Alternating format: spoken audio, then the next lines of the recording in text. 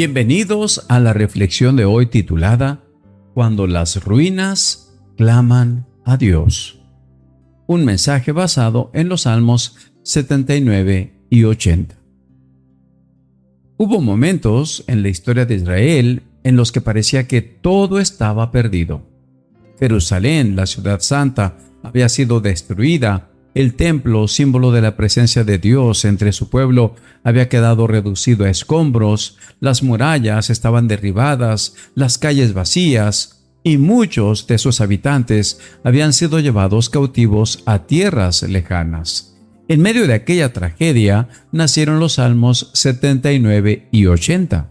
Ambos son un lamento profundo, un grito que surge desde las ruinas.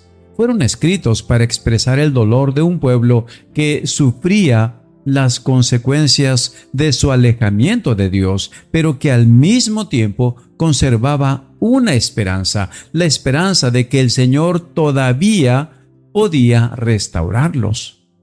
El contexto histórico apunta a la devastación causada por los ejércitos extranjeros, especialmente la destrucción de Jerusalén por Babilonia en el año 586 a.C. El pueblo había ignorado durante años los llamados de los profetas, habían confiado más en alianzas políticas que en Dios, habían permitido que la idolatría contaminara su fe y finalmente las advertencias divinas se cumplieron. El Salmo 79 describe aquella tragedia en palabras conmovedoras. Oh Dios, las naciones han invadido la tierra que te pertenece, han profanado tu santo templo y han convertido a Jerusalén en un montón de ruinas. Dice Salmo 79:1. No era solamente la pérdida de edificios o territorios, era el sentimiento de vergüenza, humillación y abandono que habían experimentado la nación y que ahora los pueblos, los enemigos, se burlaban de ellos y preguntaban ¿dónde está su Dios? Sin embargo, en medio del dolor aparece una oración sincera. El salmista no intenta justificar al pueblo, reconoce la necesidad de misericordia.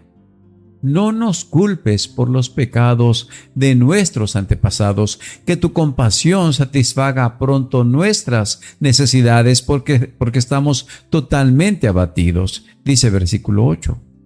Es una de las grandes lecciones de estos salmos. La restauración comienza cuando reconocemos nuestra necesidad de Dios. Mientras el orgullo nos hace creer que podemos resolver todo por nosotros mismos, la gracia de Dios se derrama sobre quienes reconocen su dependencia de Él.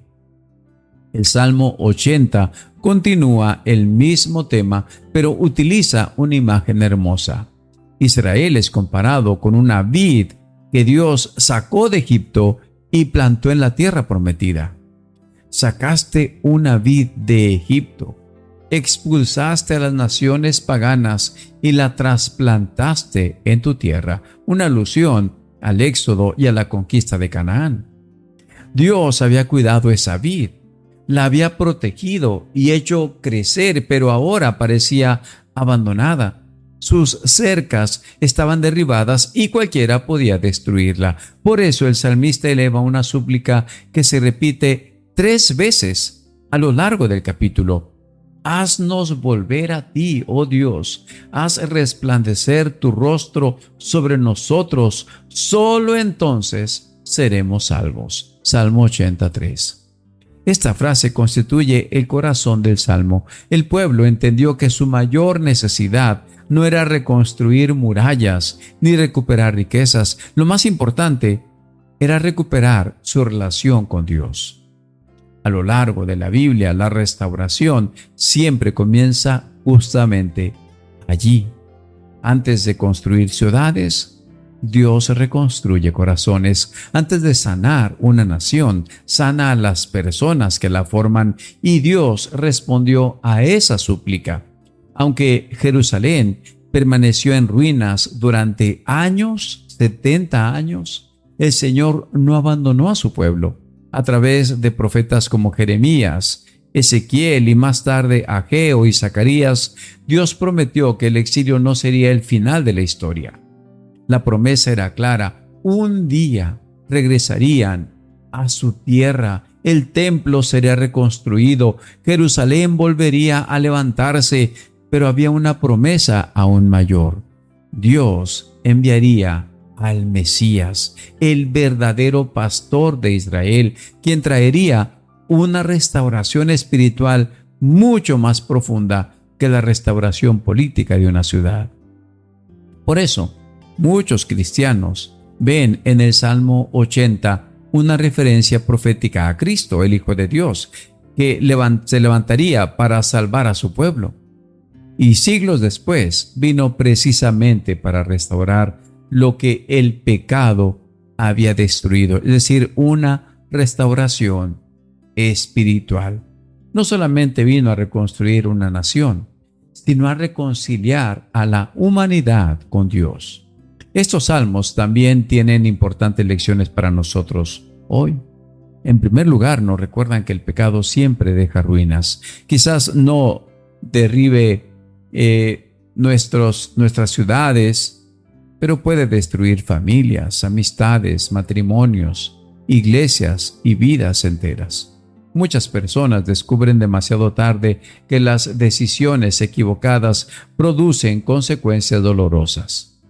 En segundo lugar, estos salmos enseñan que ninguna ruina está fuera del alcance de Dios. Jerusalén parecía un caso perdido, sin embargo, Dios la restauró.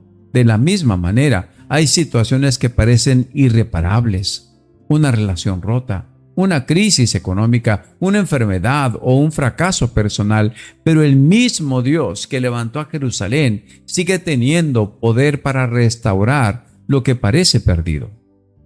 En tercer lugar, aprendemos que la verdadera solución no consiste solamente en cambiar nuestras circunstancias externas. El clamor del Salmo 80 no fue: devuélvenos nuestras riquezas o devuélvenos nuestro poder. Fue: haznos volver a ti. Cuando la relación con Dios es restaurada, todo lo demás encuentra su lugar correcto. Finalmente, estos salmos nos recuerdan que la esperanza cristiana siempre mira más allá de las dificultades presentes. Así como los exiliados esperaban la restauración de Jerusalén, nosotros esperamos la restauración definitiva que Cristo traerá cuando establezca su reino eterno. Entonces ya no habrá lágrimas, ni sufrimiento, ni destrucción. Los Salmos 79 y 80 nacieron entre ruinas, pero terminan apuntando hacia la esperanza. Nos muestran que el dolor no tiene la última palabra. La disciplina de Dios no es el final de la historia. Después del quebranto puede venir la restauración. Después de la noche puede llegar el amanecer, y después de las ruinas puede surgir una vida nueva.